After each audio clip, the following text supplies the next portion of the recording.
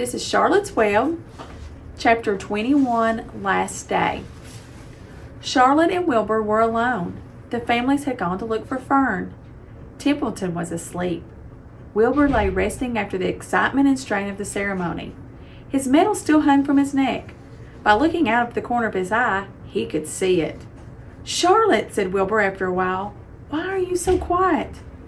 "I like to sit still," she said. "I've always been rather quiet." "Yes, but you seem specially so today. Do you feel all right?"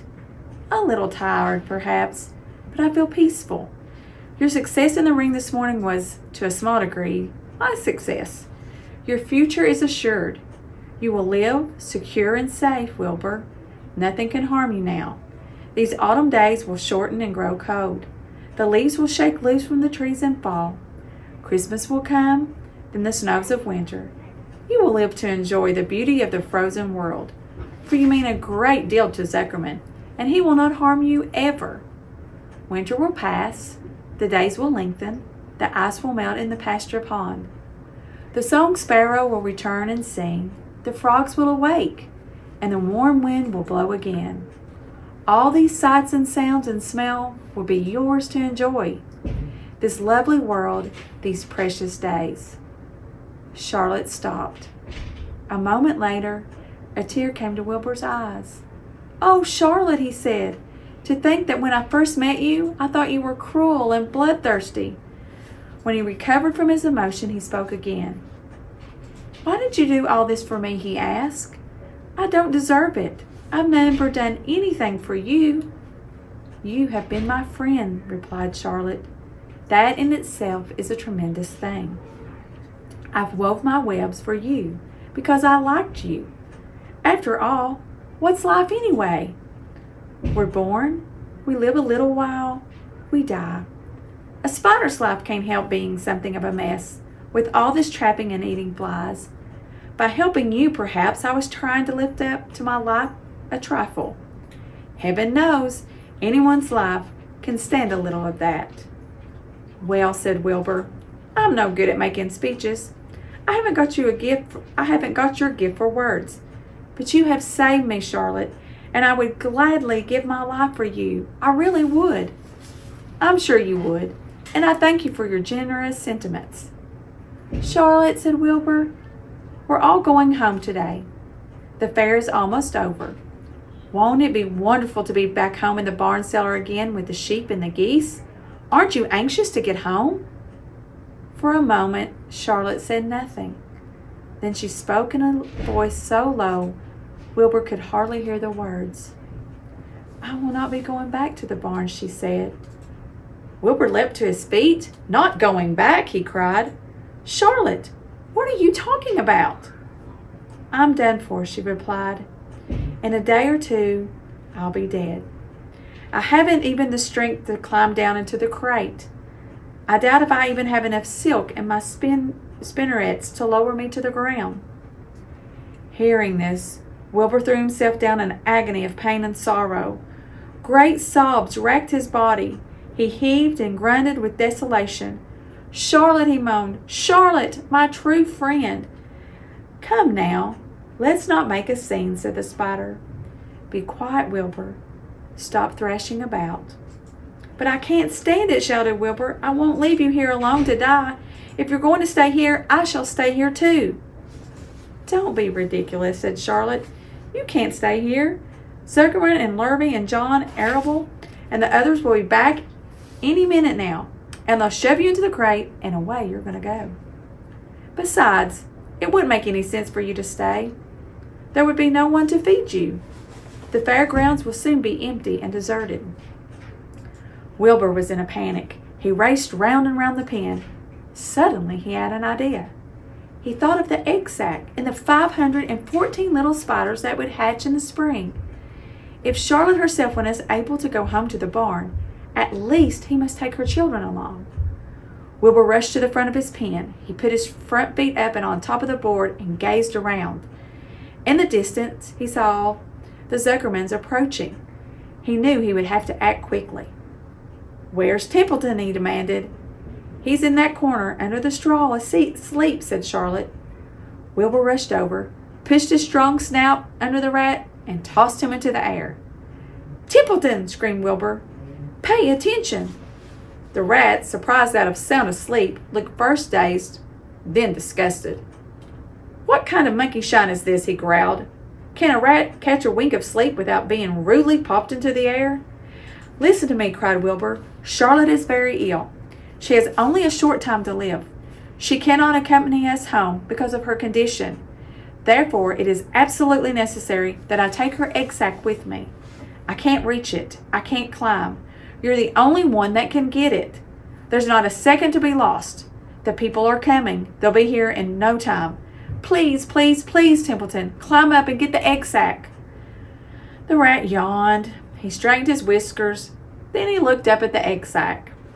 "So," he said in disgust, "so it's old Templeton to the rescue again, is it? Templeton, do this. Templeton, do that. Templeton, please run down to the dump and get me a magazine clipping. Templeton, please lend me a piece of string so I can spin a web." "Oh, hurry," said Wilbur. "Hurry up, Templeton." But the rat was in no hurry. He began imitating Wilbur's voice. "So it's hurry up, Templeton, is it?" he said. "Ho, ho. And what thanks do I ever get for these services? I would like to know." Never a kind word for old Templeton. Only abuse and wisecracks and side remarks. Never a kind word for a rat. "Templeton," said Wilbur in desperation, "if you don't stop talking and get busy, all will be lost. I will die of a broken heart. Please climb up." Templeton lay back in the straw. Lazily, he placed his forepaws behind his head and crossed his knees in an attitude of complete relaxation. "Die of a broken heart," he mimicked. "How touching. My. I notice that it's always me you come to when you're in trouble. But I've never heard of anyone's heart breaking on my account. Oh, no. Who cares anything about old Templeton?" "Get up," screamed Wilbur. "Stop acting like a spoiled child." Templeton grinned and he lay still. "Who made the trip after the trip to the dump?" he said. "Why, it was old Templeton.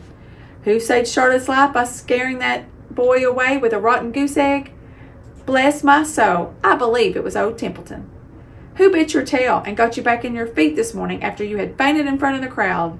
Old Templeton. Has it ever occurred to you that I'm sick of running errands and doing favors? What do you think I am anyway, a rat of all work?" Wilbur was desperate. The people were coming, and the rat was spelling him. Suddenly, he remembered Templeton's fondness for food.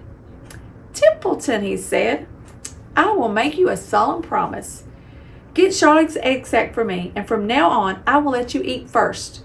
When Lurvy slops me, I will let you have your first choice of everything, and I won't touch a thing until you're through." Well, the rat sat up. "You mean that?" he said. Interruption. "I promise. The last call I for cross my eyes. heart." Thank you. "All right. It's a deal," said the rat. He walked to the wall and started to climb. His stomach was still swollen from the last night's gorge. Groaning and complaining, he pulled himself slowly to the ceiling. He crept along till he reached the egg sac. Charlotte moved aside for him. She was dying, but she still had the strength to move just a little. Then Templeton bared his long, ugly teeth and began snipping the threads and fastened the sack to the ceiling. Wilbur watched from far below. "Use extreme care," he said. "I don't want a single one of those eggs harmed." "Tiff-taff, tick-taff, tick-taff in my mouth," complained the rat. "It's worth that caramel candy." But Templeton worked away at the job and managed to cut the sack adrift and carry it to the ground, where he dropped it in front of Wilbur. Wilbur heaved a great sigh of relief. "Thank you, Templeton," he said. "I will never forget this as long as I live." "Neither will I," said the rat, picking his teeth. "I will feel as though I'd eaten a spool of thread. Well, home we go." Templeton crept into the crate and buried himself into the straw. He got out of sight just in time. Lurvy and John and Mr. Zuckerman came along at that moment. Mr. Zuckerman and Avery and Fern and Wilbur had already decided how he would carry the egg sac. There was only one way possible. He carefully took the little bundle in his mouth and held it there on top of his tongue. He remembered what Charlotte had told him. that the sack was waterproof and strong. It felt funny on his tongue and made him drool a little bit. And of course he couldn't say anything. But as he was being shoved into the crate, he looked up at Charlotte and gave her a wink. She knew he was saying goodbye in the only way he could, and she knew that her children were safe. "Goodbye," she whispered. Then she summoned all her strength and waved one of her front legs at him. She never moved again. Next day, as the Ferris wheel was being taken apart and the race horses were being loaded into the vans and the entertainers were packing up their belongings and driving away in their trailers, Charlotte died. The fairgrounds were soon deserted. The shed and buildings were empty and forlorn. The infield was littered with bottles and trash. Nobody of the hundreds of the people that had visited in the fair knew that a gray spider had played the most important part of all.